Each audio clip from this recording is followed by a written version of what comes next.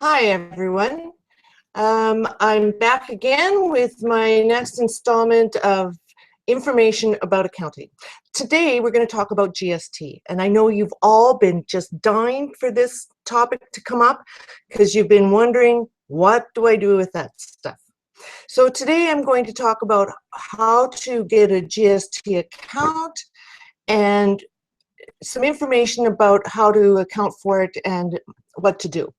So I'm going to start sharing my screen and I'll go through a slideshow to show you just what to do with GST. One moment, please.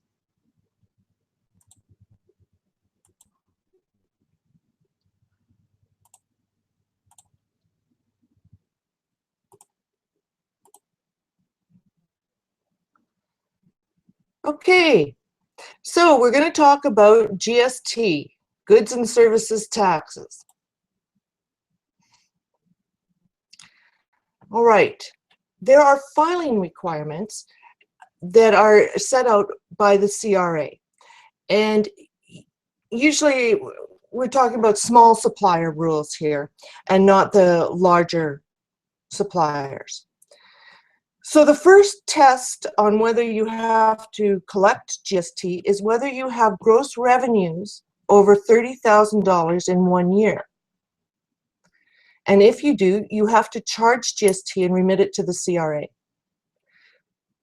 Now you start collecting GST in the month after you have reached that limit. So let's say at the end of June, you have revenues of $30,000. That means that starting in July, you would have to start charging GST and remitting it to the CRA.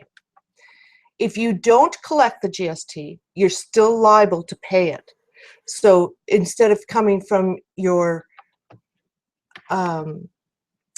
customers, it'll come directly from you, and it comes directly off your profits then. So make sure that you are collecting the GST once you're over the 30,000.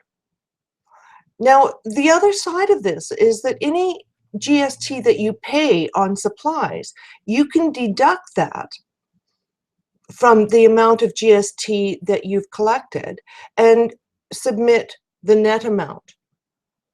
Okay, so you can reduce the amount of GST that you are paying to the government by taking what you've collected from your customers and subtracting what you've paid to your vendors.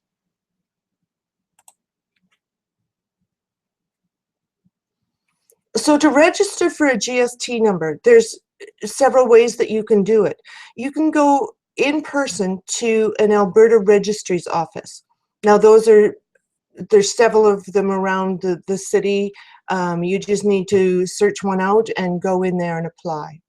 You can do it online through the CRA website. Also, you can phone the CRA and get one set up over the phone. Again, under the CRA website, there's an option to mail the application in, and there's a address and a form that you can fill out and mail into them and set it up that way, and they will send you back a GST number. You have to have that GST number in order to remit the GST. Okay, so reporting GST and when do you have to pay it to the government? So if your sales are less than 1.5 million per year, then you have to file your GST annually. So it's just once a year that you file what you've collected less what you've paid and send it in. If your sales are between 1.5 million and 6 million, you need to do it quarterly. If your sales are over 6 million, you have to do it monthly. If you're at a charity, then you can do it annually, regardless of what the levels are.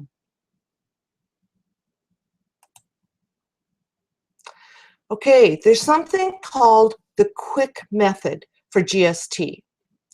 You can't use this method if you are any of the following service companies. If you're legal, accounting, bookkeeping, actuarial, financial consulting, or tax prep service. So if you do any of those services, you cannot use this quick method.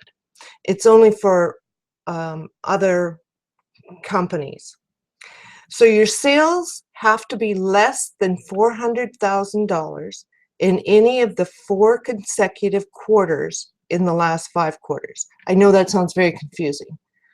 So if you have sales of greater than $400,000 in any of the last 4 quarters of the year, then you can't use this. And if you're getting close to that edge, I would say just do the regular method instead of this quick method. The percentage that you use for Alberta is 3.6%. And what this means is that you collect 5% of the GST based on your sales. Then you take your sales times 3.6%, and that's the amount that you can reduce your GST by. So it's a complicated sort of formula, and you can get the information from the website. If you go visit the website, www.cra, I've put the whole website address so you can go and read their article on how to calculate this quick method of GST. When you do this quick method, you don't have to keep track of all the GST on all of your purchases. You just charge those as expenses, and you will have to just remit less money for GST. So it's a lot easier to keep track of. However, you'd have to figure out which is the best method for you based on your sales and your purchases. Okay, and that's all that there is for today.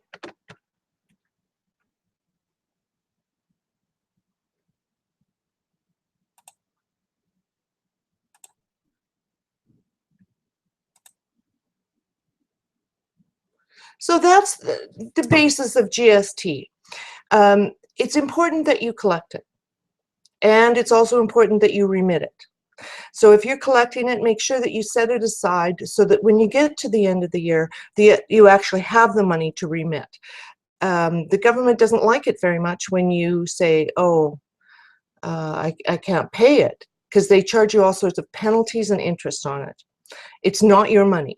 It's the government's money, and they don't like being told, sorry, I don't have it anymore.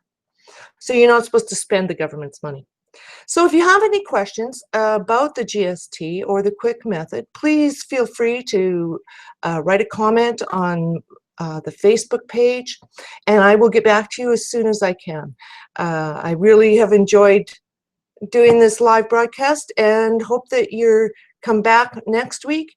We're going to do some review on different things that we've talked about over the last 6 weeks, and we'll go into some new topics as well.